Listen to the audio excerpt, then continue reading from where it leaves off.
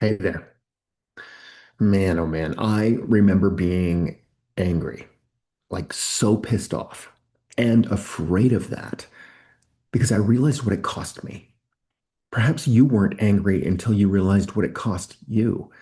What if your anger, as big as it is, has a good reason to be knocking on your door, perhaps pounding?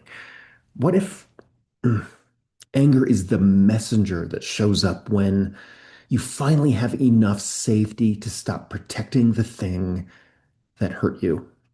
Think about this. Because anger rarely shows up out of nowhere. Anger has a receipt. Something was promised, something mattered, something sacred in you trusted the bargain. Maybe it was your family or God or marriage or some version of success.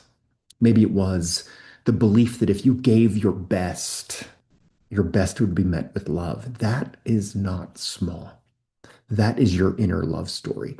And when that love story gets betrayed, anger can rise with a kind of fire that feels almost impossible to explain because it's not only mad about what happened, it is grieving what you believed. It is looking at the years, the loyalty, the silence, the shrinking, the forgiving, the proving, the trying to understand, and the sacrifice. And something in you finally says, wait a minute, that was too much of me to trade.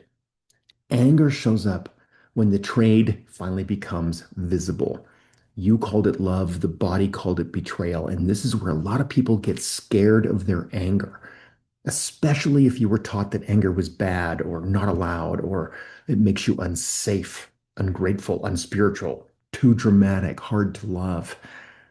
So the moment anger shows up, you may try to fix it, calm it down, defend and fight, explain it away, forgive faster, make it mature, make it pretty, make it acceptable before anyone else notices. But what if the anger is not the problem? What if anger is the part of you that still remembers what love is supposed to feel like? It's the part that knows your voice, your time, your body, your questions, your light, and that your life were never small things to trade. Your anger knows what you gave away. And anger is love trying to land after betrayal. That kind of anger is not here to ruin you. It may be returning something to you, like your dignity, your self trust, your sovereignty. The power to love gigantically without abandoning yourself. It's the ability to finally say, I will not keep calling my light the problem. And this is where the delay of the old healing loop becomes another trap. Because if every strong emotion becomes one more thing to fix, anger gets turned into another reason that life has to wait. So there's another book, another process, another session, another treatment, more explanation, more defending, more putting everything else first. It's another round of trying to become acceptable enough before you can move forward.